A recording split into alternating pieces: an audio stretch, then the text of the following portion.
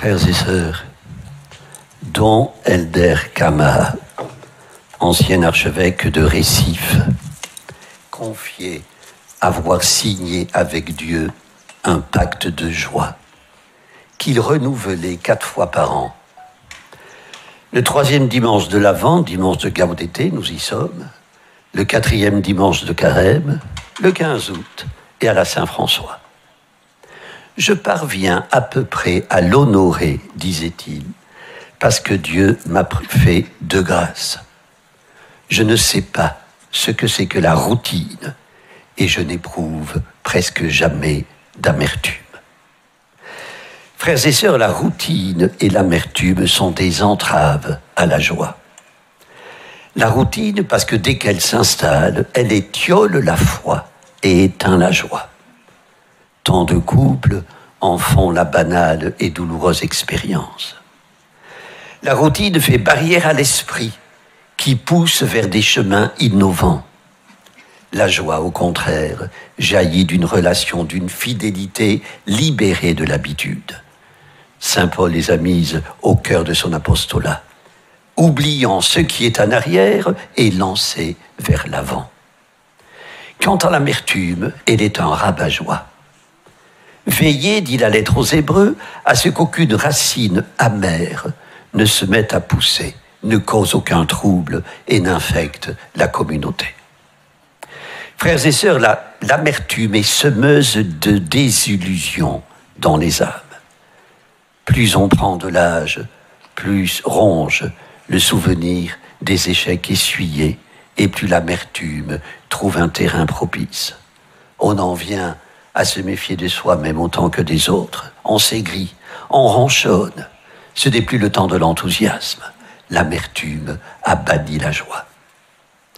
Signer avec Dieu un pacte de joie. Quel beau programme en ces jours marqués par l'inquiétude et l'angoisse.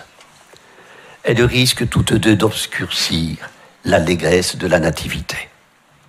Le prophète Isaïe et l'apôtre Paul en parlaient éloquemment. Le premier s'adresse aux Hébreux qui, de retour de Babylone, se heurtent à des conditions de vie précaires, ont des rapports tendus avec ceux qui sont restés au pays, ainsi qu'avec les étrangers qui s'y sont installés.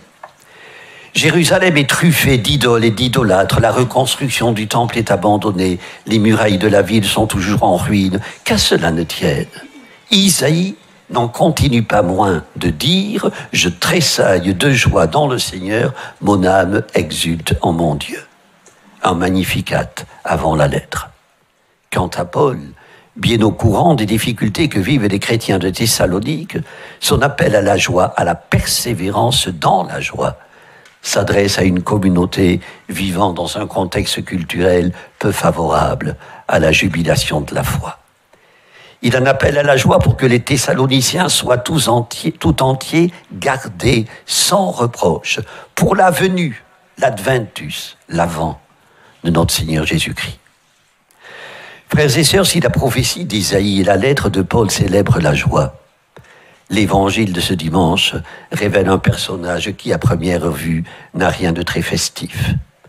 Dans le désert transjordanique, Jean-Baptiste mène une vie rude, le corps trempé dans l'ascèse comme l'acier embrasé dans l'eau.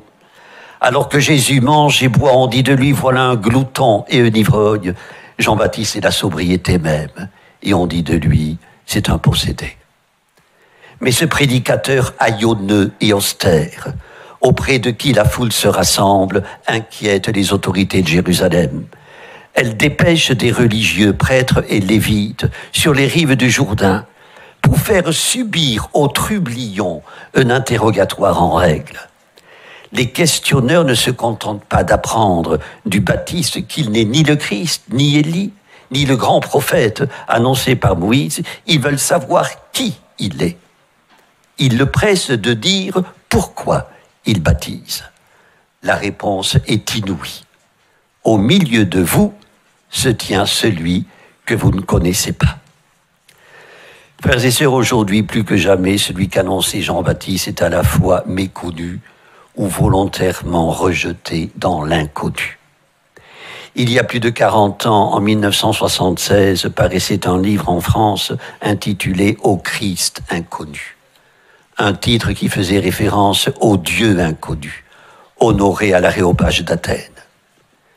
Nous, chrétiens, avons tellement l'habitude de nommer Jésus, de dire qu'il est le Fils de Dieu, que nous oublions de voir en lui le tout autre, qui déroute, qui dérange, le méconnu.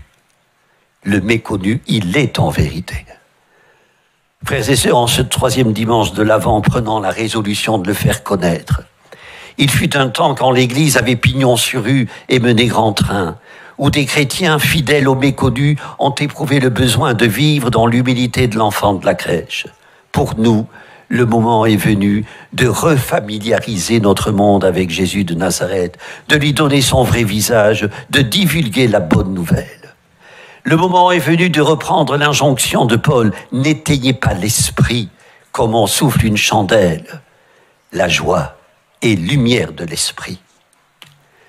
Le cardinal Marty, nommé archevêque de Paris quelques semaines avant mai 68, raconte qu'au cours d'une nuit sans sommeil, alors que se succédaient en rafale des événements auxquels, dit-il, je ne comprenais rien, se rendit dans son oratoire, prit une feuille de papier qu'il partagea en deux.